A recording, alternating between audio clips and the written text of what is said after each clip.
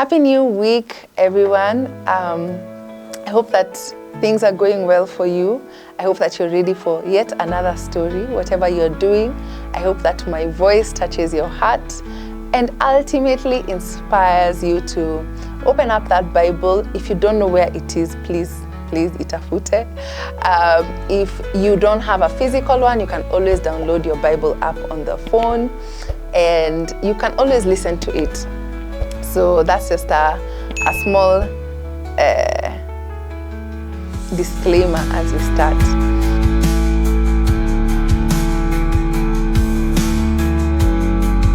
My week has been good, and this past week I've been reflecting on where we are as believers, and it reminded me of a folklore story that my uncle really likes telling us. He's told us twice in a family gathering for different purposes, but I come to tell you this story for a different purpose, for the purpose of faith and for the purpose of redirection. And I come from Meru. Meru is one of the tribes in Kenya, and we are part of the Gema group. So this folklore, I don't know when it started, but if my uncle can tell it and he's in his late 70s, you can tell how far back this goes. And the story is told about a young woman who was in the market of being married. And back in those days, the young women were had some sense of control, but also their parents had a bigger say on who marries who. So yes, you can fall in love as you do, but the parents had a bigger say. The parents of the girl had a bigger say on who the girl would be betrothed to. I tell this story in 2025, and I give a big disclaimer on the gender norms that are perpetuated by this folklore.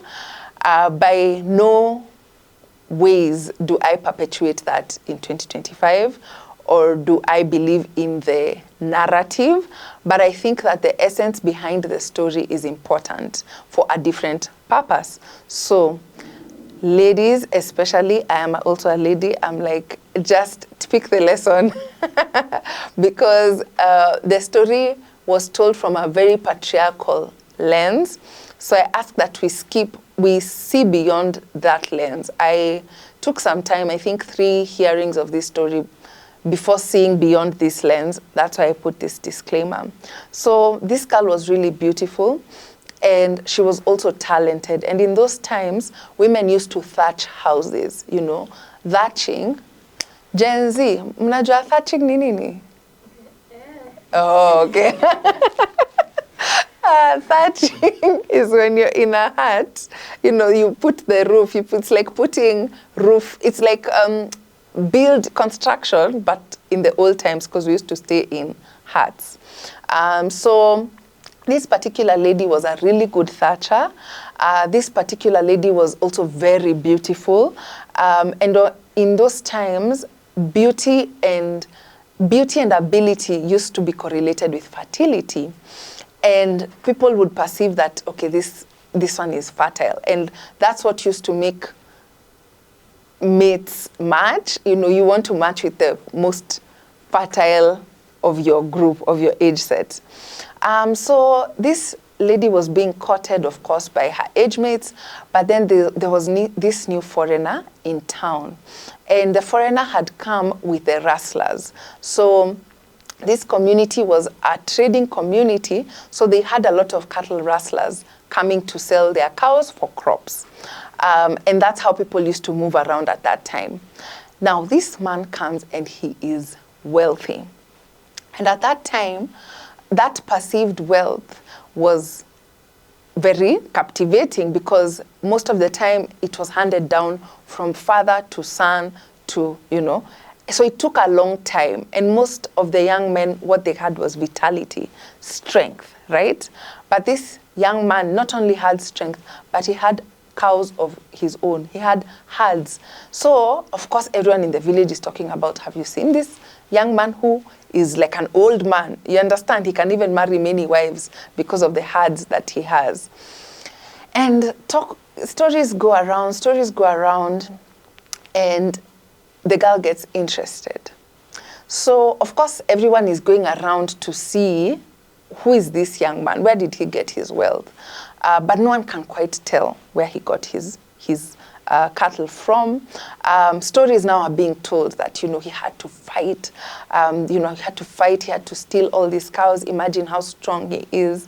Imagine how big he is. Imagine how powerful he is. Imagine how well he can fight. So all this time, all these stories, they're creating an illusion of who this young man is. So by the time the girl is getting to the market and actually seeing this young man, she is not just seeing him, she's also seeing all these stories that she's been hearing about him. And as fate would have it, the young man was also looking for a wife. But he was looking for a wife to take back home, not a wife that, he didn't want to settle in that town. So his allure was that, look at all that I have. If you come with me, there is more where this came from. And it was so interesting because at that time, in that town, there was a huge famine. And the way trading used to work those times, these days, you go to the market today, you go to the market on Wednesday, you go to the market on Friday, and things someone is there on Monday, is not there on Tuesday, or they're there 1 week and they're gone. But those times, trading used to happen in months because of the distance that it would take for traders to move around. So if the cattle traders are coming, they'll come and settle in that town for months, maybe 3 months, 5 to 6 months, so 3 to 6 months, and then go back. So for a huge bulk of the year, women at home were not around their spouses. So the men would go either gather and then sell and then come back with the spoils. So it would be a very cyclic experience. So this young man had some time in this town. And in this town, there was a huge famine. So week 1, week 2, there's no water. This gentleman has huge herds, but the cows never look thirsty. The cows never look emaciated. They're not losing weight. They are getting bigger and bigger. He is growing stronger by the day. So everyone in the town is starting to believe that indeed, this one is one of the people who have superpowers. You know how you can make a hero out of a stranger because they are so far from you. So 1 week, 2 weeks, a month, 2 months, and this illusion in the villagers is growing because what do you mean the cows are not getting thinner? They're getting bigger and their value is increasing. So even in the perceived famine, even when people try and follow him, they're not seeing him give water to his cows. They're not seeing him eat or drink. So they're just wondering, what kind of God does this man worship, and who is he so that we can all worship so that we don't even need water to survive. Anyway, so the more this is happening, the more the picture of perfection is growing in this girl's eyes. And of course, the parents are convinced. They're like, if you can get married to a family that can take us out of this famine, then that's great. So the marriage happens, the ceremony happens, but this young man doesn't seem to have family. And again, he uses distance. And he says that once we marry, I will come back with my people once we've gone with the girl, so that she can come back as my bride. And people say, okay, great. No one objects perceived wealth. No one objects water in the midst of famine, though no one has actually seen this water. So, they get married, and then now they start the journey. The girl and the gentleman start the journey back. So this herd that the man had come with, he wanted to sell, but you know what? He realized that if I can get a wife, I can give away my herds as bride price. And so the trade happened, and as they're going back, it's just the girl and the gentleman. And the gentleman tells the parents, don't even pack for us food. I can take care of I can take care of my wife. And I'll give her food that she can, my food, she won't feel hungry for the whole day. She doesn't need to drink water when she's with me. And all I just need from you is the blessing that I have this girl. And the parents are like, great, you go with her. In case of anything, she's yours. We don't even have much to give you. So anyway, it happens and the girl starts walking with a gentleman, a lovely man, a charming man, a man who has words for days. He can, in Swahili you say, anatoa nyoka pangoni. He is kind. He is attractive in every category. And she's just thinking, wow, I've landed a king. I've landed a prince.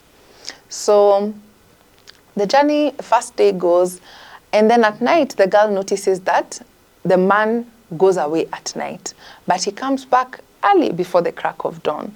But in her mind, she's thinking he's probably going to look for food. The first night, the second night, remember the man lives far, far away, so they have to make this journey for many days. So by the third night, the girl gets suspicious. So she's like, what is happening to my husband? And of course, in her mind, she was thinking, is he escaping me? Does he not want us to, consummate this marriage? And as she was following him, she's hearing rustling, but she's feeling like, could that be a wild animal? So she hides. But as she hides, she's looking, and indeed, it's a wild animal. It's like a monster. In Meru, it's like a kelima limo. If you're Meru and you've heard this before, you might have heard the story before. But she hides and she's waiting in fear because she doesn't want to be seen by this animal or attacked, but also some sense of curiosity because she can't see anyone else around. And the footsteps that led her here were the footsteps of a man, but she can't see the man anywhere.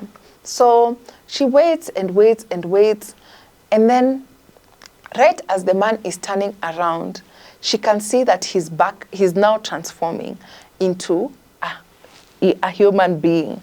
And he comes back with a big worm and tells her, I've brought you some food so that you can eat the food that we eat. And that wraps up the story as we know it of the Kelima Limo. So she married a monster, an ogre is what they used to call them, an ogre instead of a man, with the promise of a better life, with the promise of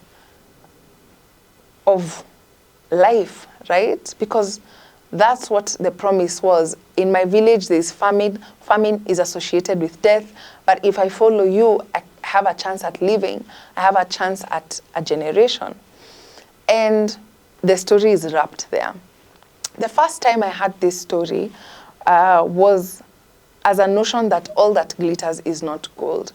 And my parents were, my mom was cautioning me about being able to perceive things for myself, that not all good things are good for me.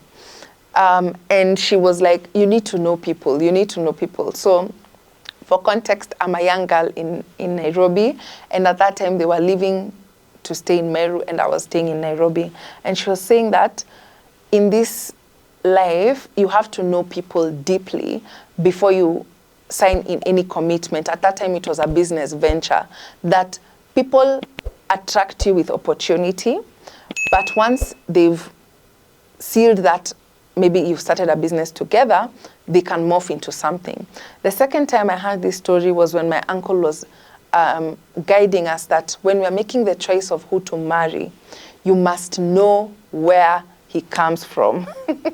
You must know where he comes from. You must know his family. You must know his family line. You must know the issues that are in his family, because you could be marrying someone who in Nairobi is a star, but if you look at his home, maybe things are different. But so he was saying that you must know where people come from so that you know where you're going, so that even your people know where you're going, so that you don't go in a far away place and realize that the the prince you married is a frog. That was the second time. The third time was around something similar, but it was about business. But now I'm telling this story from a different perspective, from a faith perspective. The young girl is you, is all of us. And the ogre is everyone else in the world. Because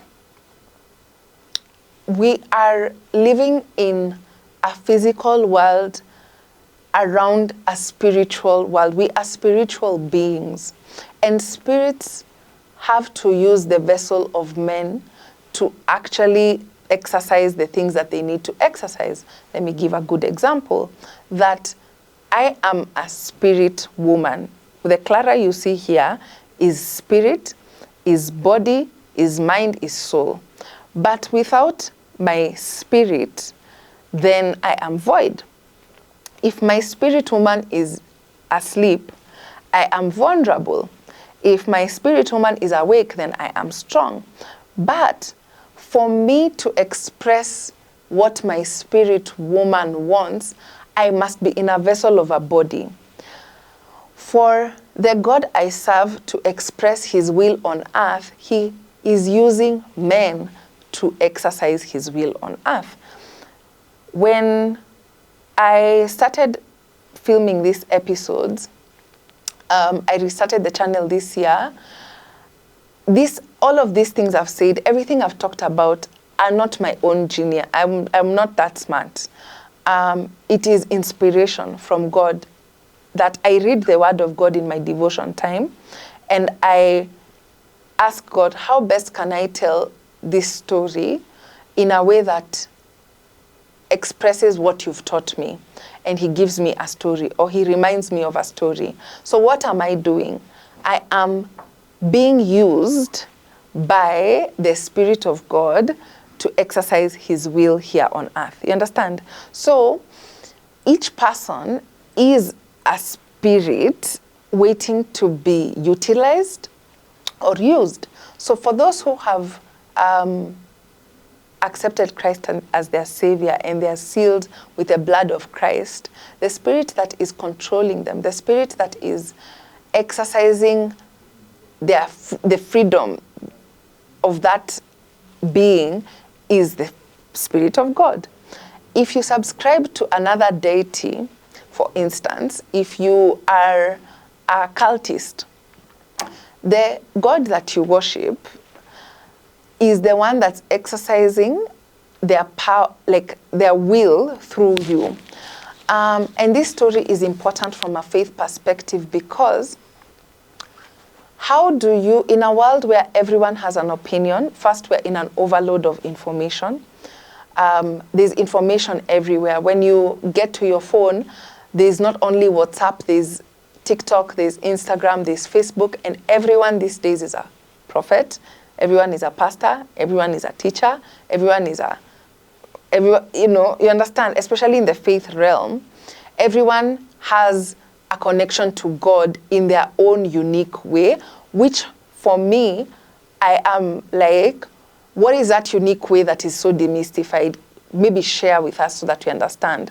Some people have chosen to connect with God through chanting and I don't know, chakras, which is New Age witchcraft. Some people have chosen to connect with God through talking to ancestors or talking to the dead.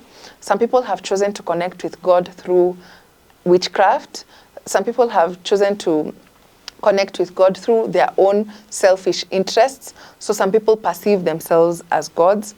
Some people perceive their animals as gods. Some people perceive the earth as God, you know, Mother Nature, Mother what. Each and every person that you're interacting with in life is subscribing knowingly or unknowingly to a higher power. Some of these higher powers are creations of the Creator. For instance, the earth was created by God. So if you're worshiping the earth, you are worshiping a creation. If you worship a human being, you're worshiping a creation. So some people are subscribing to that. Some people are subscribing to things that they don't share about, but they mask because maybe it's something is that's taboo, or something that they are not confident to share about with the public.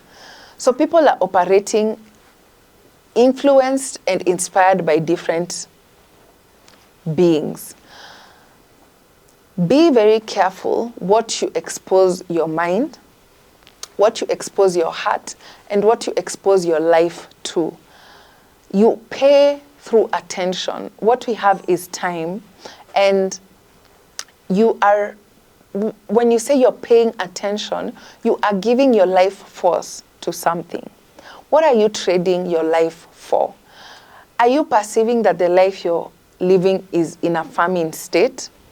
Are you perceiving that what you have is not enough, and you're looking around, lusting for what another person seems to have? I don't know. But remember that being in a famine is better than being dead. So how do you discern these things? How would the girl have played it differently? In the case where, for instance, she was wiser, first she would have investigated why exactly are cows not eating or drinking water. That first is a red flag. Why is this man not eating or drinking? Red flag. So even before committing, you assess the things that you observe. It's not all good that is good. People can masquerade as good. Messages can masquerade as the gospel. But if we look at the scriptures, the gospel comes with love. The gospel comes with hope. The gospel comes with grace, with mercy. So if you are hearing a gospel that is hateful, maybe ask, is this the gospel of Christ? The Christ who came to die for us on the cross? Because it is not so. The cow is fat, but it is not a real cow. You understand? If the gospel is coming with pride, if the gospel is coming with abuse, then investigate. Because at a time like this, so many people are presenting as one thing, but are the other. So how can we protect our minds, our hearts, so that we can focus on the Lord? It is by discerning. And remember that a believer's walk is not a walk of judgment, is not a walk of pointing fingers, because the moment I start looking at another person's journey, the moment I start criticizing, spending my time criticizing people, I lose my focus on God. So my attention shifts from the Lord and it starts going to people. And you can even tell by the essence of prayer. What do you pray about? Is your prayer 90%, Lord, do you know X and Y? Do you know X and Y? Or is it, Lord, I'm so happy that I'm with you. Lord, I'm grateful that I am with you. So that is the short story, and an even maybe longer explanation of what the story means. But I hope that you do have a think about it, because we've entered an era of excess info and very little devotion time with God. Reflect on where your attention is going. Reflect on where your mind is, where is your heart, and what attracts it. Is it just the goodies, or do you spend enough time with God to know Him enough to know what is of Him and what is not of Him? So please let me know what you think about this. Let me know if you've ever heard of this folklore in your own mother tongue. Let me know if you have any other similar stories that are in that regard. Please leave a like, a comment, a share. Thank you to everyone who has listened to the story without the bias of gender, biases. And please leave a like, comment, subscribe, share this with your community of believers, share this with anyone who you think might benefit from the story. And if you'd like to reach me directly, send me an email at africana@gmail.com. As usual, it's your host, Clara. I've been Chuni. Is it host or storyteller? Both. And I look forward to spending time with you again next week. Bye.